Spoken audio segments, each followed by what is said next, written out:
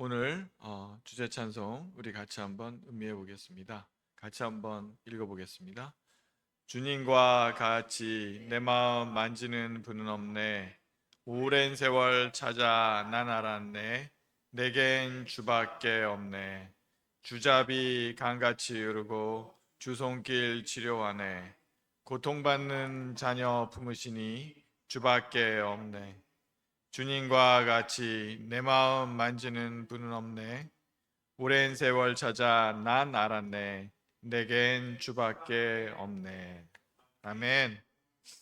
오늘 주제와 관련해서 생각해 본다면 요즘의 대통령은 국민의 재산권을 함부로 빼앗을 수 없죠.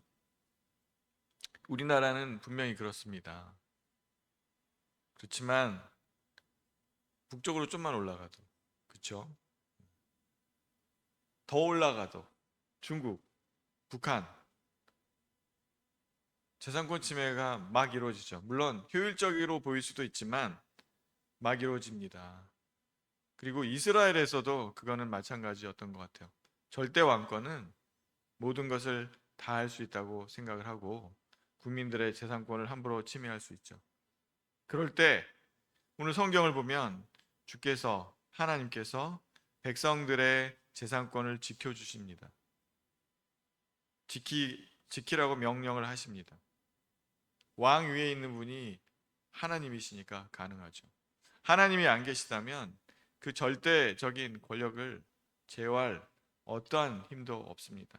그래서 오늘의 이 말씀, 오늘의 이 찬양이 정말로 마음에 와닿습니다.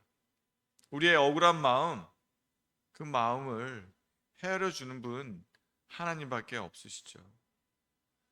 도처에 많이 봅니다. 절대 권력자라고 하는 것이 꼭 왕만 있는 건 아니잖아요. 가정에 아버지도 있고 어머니일 수도 있고 또 부부간에 남편이 아내에게 권력을 휘두를 수도 있고 아내가 남편에게 권력을 휘두를 수도 있습니다. 그럴 때 과연 우리는 누구에게 호소할 수 있는가? 그 억울한 상황에서 누구에게 호소하고 기도할 수 있는가? 요즘은 경찰이라고 할지도 모르겠어요. 가정폭력에도 경찰에 신고하면 경찰이 쫓아오지 않습니까? 네. 그런 시대를 살고 있기 때문에 어쩌면 실감을 잘 못할 수도 있지만 요즘과 같은 시대가 항상 있지 않았다. 요즘과 같은 시대가 어쩌면 굉장히 특별한 시대가 아니었겠습니까? 주인이 있고 종이 있는 시대. 지금으로부터 100년 전, 아니 한 5, 60년 전, 80년 전만 해도 있었죠. 네. 목권사님이 어린 시절만 해도 종이 있었지 않습니까? 네. 그렇게 생각해 보면 항상 주종 관계가 인간 사회에서는 있습니다. 그럴 때 주님께서 정말로 억울한 자들에게 힘이 되어 주신다는 것을 여기서 고백하고 있습니다. 그 고백 속에 이런 말이 나오는 거죠. 주의 자비가 강같이 흐르고 주의 손길이 치료해 주신다. 고통받는, 육체적으로 고통받는, 마음으로부터 고통받는, 어떤 제도로 인해서 고통받는 자녀를 품어주신다. 주밖에 없다. 주님의 그런 애민 정신, 자녀를 사랑하는 정신이 반영되어서 요즘에 민주적인 이런 정치 체제가 만들어졌다고 저희는 알고 있죠. 네. 그러면 오늘의 또 찬송가를 같이 한번 읽어보겠습니다. 내 마음과 정성을 다하여서 주 너의 하나님을 사랑하라. 내 몸을 아끼고 사랑하듯 형제와 이웃을 사랑하라. 주께서 우리께 명하시니 그 명령 따라서 살아가리. 널 미워 해치는 원수라도 언제나 너그럽게 사랑하라. 널 핍박하는 자 위에서도 신실한 마음으로 복을 빌라. 주께서 우리에게 명하시니 그 명령 따라서 살아가리. 나 항상 주님을 멀리하고 형제를 사랑하지 못하였다. 이러한 죄인을 사랑하사 주께서 몸버려 죽으셨다. 속죄 큰 사랑 받은 이 몸 내 생명 다 바쳐 충성하리. 아멘. 그렇게 사랑을 바쳐주신 하나님에 대해서 우리는 어떻게 할 것인가? 여기 잘 얘기하고 있습니다. 너의 하나님을 사랑하라 얘기하고 그 사랑이 결국 형제와 이웃을 사랑으로 표현되어야 한다. 사랑을 먼저 받은 사람으로서 우리를 위해서 우리의 마음을 헤아려 주시고 우리의 처지를 헤아려 주시는 그 하나님께 받은 그 사랑을 우리도 이웃에게 펼쳐야 된다. 이렇게 얘기하고 있습니다. 그 사랑이 원수에게까지 펼쳐져야 된다고 예수께서 가르쳐 주셨죠. 그래서 2절 우리가 가장 힘든 원수라도 사랑하라는 말씀을 여기 주고 계십니다. 3절에서는 내가 그렇게 하지 못하지만 주께서 죽으셨기 때문에 나는 그 말씀에 충성하겠다는 다짐을 3절에서 얘기하고 있습니다. 네. 이것을 통해서 우리의 마음을 알아주시는 우리의 마음을 알아주시고 우리의 처지를 헤아려 주시는 그분께 보답하는 길은 그분이 우리에게 베풀어 주셨던 사랑을 이웃 사랑으로서 펼쳐 주는 것이라는 것을 오늘 생각하게 됩니다. 왜 그럴까요? 우리가 항상 을은 아니잖아요. 우리가 때로는 갑일 수가 있고, 그렇죠? 그렇기 때문에 그런 것 같습니다.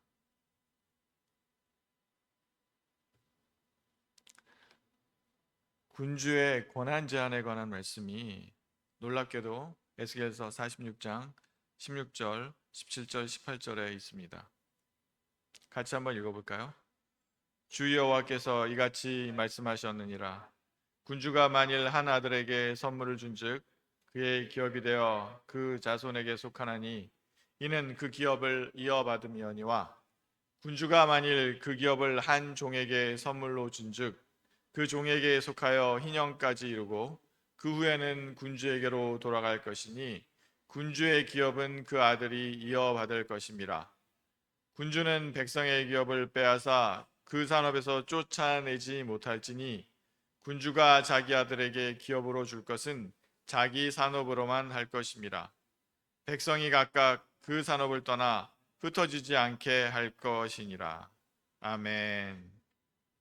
여기 16절, 18절에 잘 볼 수 있습니다. 하나님께서 이렇게 말씀하셨습니다. 하나님의 권위로 군주의 권한을 제한하는 말씀을 주시고 계십니다. 정말로 놀라운 말씀이죠. 우리가 역사상으로 태양왕 하면 루이 14세 절대군주 왕권 신수설 이렇게 주장하면서 절대군주라고 하는 것은 자기가 신의 대리자처럼 행세를 한다는 것이죠. 그래서 전쟁을 일으키기도 하고 재산 국민을 동원해서 전쟁을 일으키기도 하고 필요하면 재산권을 빼앗기도 하고 그렇게 주장하기도 했습니다. 하지만 에스겔서에서 분명하게 얘기하고 있는 것은 그래서는 안 된다고 말씀을 하시는 것이죠. 군주는 백성의 기업을 빼앗아 그 산업에서 쫓아내지 못할지니 이렇게 얘기하고 있습니다. 고대 근동에서 사실상 왕은 자기 나라의 모든 땅의 소유주라고 할 수 있었습니다. 그 개념이 성경에도 나와 있는데 사무엘상 8절에 나와 있죠. 무슨 사건입니까? 아합 왕이 나봇의 포도원을 강탈하는 사건이 나타나죠. 그 사건이 있었기 때문에 아마도 그 사건을 거울 삼아서 하나님께서 이렇게 말씀을 하셔야 되겠다. 분명하게 내가 선언을 해야 되겠다. 이렇게 말씀을 하시는 것 같습니다. 왕의 권력도 하나님께 위임받은 것이다. 하나님께서 권력의 일부분을 나눠준 것이다. 하나님처럼 무제한의 권한을 행사하려고 해서는 안 된다 하는 것이 오늘 에스겔서 46장 18절에 이렇게 표현되고 있죠. 군주가 백성의 기업을, 그때 기업은 주로 땅이었죠. 땅을 뺏어서 쫓아내면 안 된다. 요즘으로 말하면 왕이라고 해서 누가 하는 사업을 못하게 한다거나 해서는 안 된다. 굉장히 진보적인 선언이십니다. 군주는 그 땅을 모든 걸 소유하고 있기 때문에 자기 아들에게 다 줄 수 있을 거라고 착각하지 말아라. 너에게 소유된 그 땅만이 너의 아들에게 줄 수 있다. 이렇게 말씀하시는 거죠. 그거는 무한정 그 권한을 행사하기를 원했던 그때 당시에 왕들에게 하나님께서 말씀하시는 거죠. 그러면 안 된다. 명백하게 얘기해 주고 계십니다. 이것을 우리는 어떻게 적용할 수 있을까요? 교회 안에서 목사가, 교회 안에서 어떤 리더가 절대 권력처럼 성도들에게 명령을 해서는 안 된다. 얼마 전에 그런 거 있었죠. 그 성교 훈련을 한답시고 똥물을 먹인 사건 있어가지고 아주 충격을. 그렇게 하면 안 된다. 함부로 성도에게 함부로 해서는 안 된다. 우리나라의 그 교회가 비판받는 부분 중에 한 부분이 목사의 전횡 혹은 장로회의 전횡, 이런 문제가 있죠. 그 부분에 대해서 우리가 적용할 수 있을 것 같아요. 절대 권력이란 없다. 하나님으로부터 위임받은 것이다. 가정에서도 때로는 폭군과 같이 군림하는 아버지가 있을 수 있는데 그것도 안 된다. 그것도 하나님께서 위임받은 나라의 대통령조차도 이걸 계속 확대해서 적용하면 어떻게 됩니까? 결국 민주주의의 원칙에 도달하게 되죠. 하나님이 일부의 권력을 지도자들에게 준 것이다. 하나님도 그러지 않으셨죠. 하나님조차도 그러지 않으셨죠. 어떻게 하셨습니까?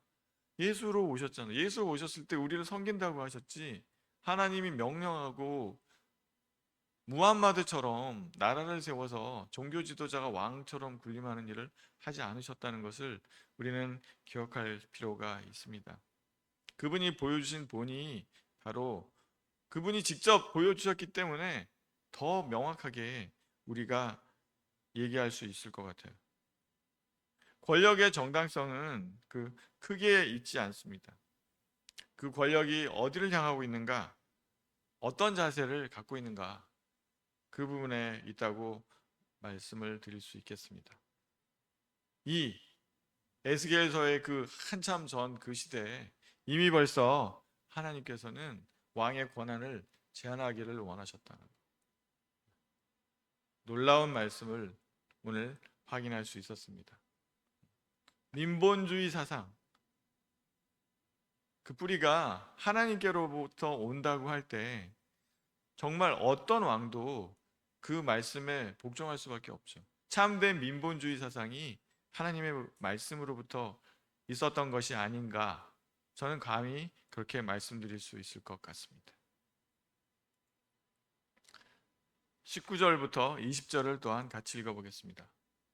그 후에 그가 나를 데리고 문곁 통행구를 통하여 북쪽을 향한 제사장의 거룩한 방에 들어가시니 그 방 뒤 서쪽에 한 처소가 있더라.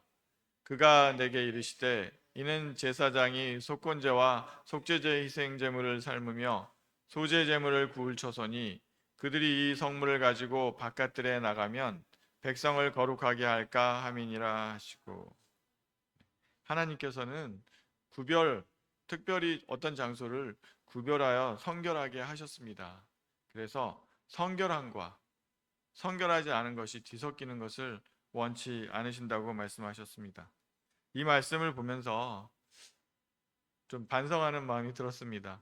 네, 제가 좀 더 의사의 일과 또 목회자의 일을 하다 보니 정말 목회자의 입장으로 교회를 참으로 섬기고 그런데 부족함은 없지 않았나, 이런 생각을 많이 합니다. 참 역할을 이렇게 싹싹 바꾸는 것이 굉장히 어려운 것 같습니다. 아니면 정말 목회자의 마음으로 삶을 살아가든지, 그 부분이 참 부족했다는 것을 생각하고요. 항상 우리는 물론 세상에서 살지만 그래서 정말 하나님을 섬기는 자리에 서는 것, 하나님을 섬기는 기도를 하고 하나님의 말씀을 보는 것이 쉽지 않지만 그런 경건의 자리는 반드시 확보돼야 된다. 이런 생각을 하면서 저를 많이 돌이켜 보았습니다. 우리 모두 정말 좀 구별하는, 배려의 하나님이라고 잘못 적었는데 구별하시는 하나님, 꼭 필요한 곳은 구별하시는, 제사장이 그 소제됨을 구울 처소는 따로 바깥들에서 백성들이 있는 데서 함부로 하지 말라고 이렇게 구별하시는, 그래서 이 특별히 하나님을 잘 따르고자 하는 그런 목회자나 신앙인들에게 하나님께서 이렇게 말씀하시는 것 같아요. 구별하라. 하나님을 만나는 자리를 특별히 만들어라. 구별함이 필요하다. 이렇게 저는 이해가 되었습니다. 역할이 뒤섞이는 것은 우리는 인간이기 때문에 피할 수 없습니다. 하지만 정체성을 잘 유지해야 된다. 이 세상을 살면서 앞으로는 투잡, 쓰리잡이 많아질 것 같지 않습니까, 여러분? 네.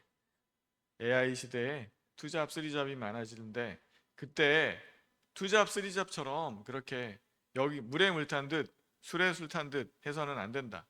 명백하게 하나님의 사람으로서의 자리는 확보하고 구분하라. 저는 이렇게 해석이 되었습니다. 예수께서도 그 바쁜 와중에서도 사람들과 엄청나게 섞이셨지만 그러나 그분이 꼭 필요하다고 느낄 때에는 홀로 가셔서 기도하셨음을 잊지 말아야 될 것입니다. 그냥 나는 너희와 달라, 그런 구분이 아닙니다. 인종적인 차별, 직책에 의한 차별을 얘기하는 것이 아닙니다. 섞일 때는 분명히 섞여야 되지만 하나님과의 교제나 하나님 신앙인으로서의 그런 자리는 특별히 구분할 필요가 있다고 하나님께서 말씀해 주시는 걸로 그렇게 이해가 되었습니다. 백성을 배려하시는 하나님, 같이 한번 읽어볼까요? 나를 데리고 바깥들로 나아가서 나를 뜰 내 구석을 지나가게 하시는데 문즉 그 뜰 매 구석에 또 뜰이 있는데 뜰의 내 구석 안에는 집이 있으니 길이는 40척이요 너비는 30척이라. 구석에 네 뜰이 같은 크기이며 그 작은 네 뜰 사방으로 돌아가며 부엌이 있고 그 사방 부엌에 삶는 기구가 설비되었는데 그가 내게 이르시되 이는 삶는 부엌이니 성전에서 수종드는 자가 백성의 재물을 여기서 삶을 것이니라 하시더라. 아멘. 네. 여기 백성을 위한 뜰이 나오고 있습니다. 성전에는 백성들을 위한 뜰이 있었다고 되어 있습니다. 짐승을 잡고 불을 지피고 가마솥을 씻는 사람이 필요했습니다. 제사장들만 필요한 것이 아니었습니다.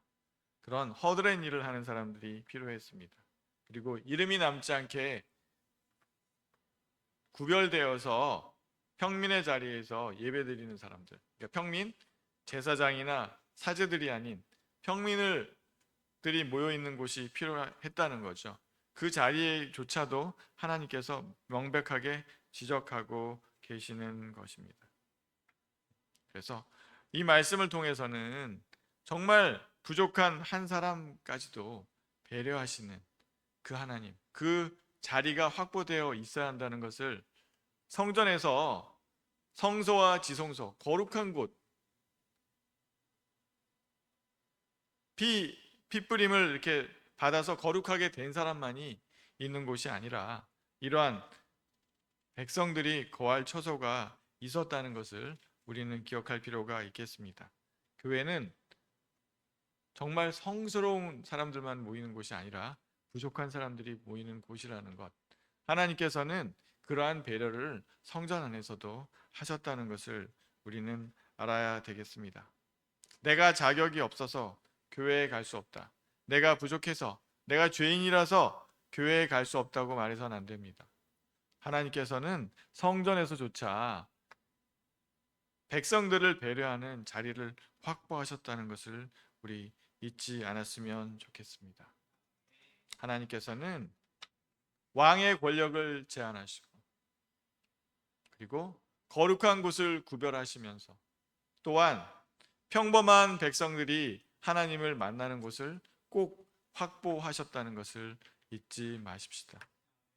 하나님께서 원하시는 것은 너희가 경건해지긴 경건하게 유지하라.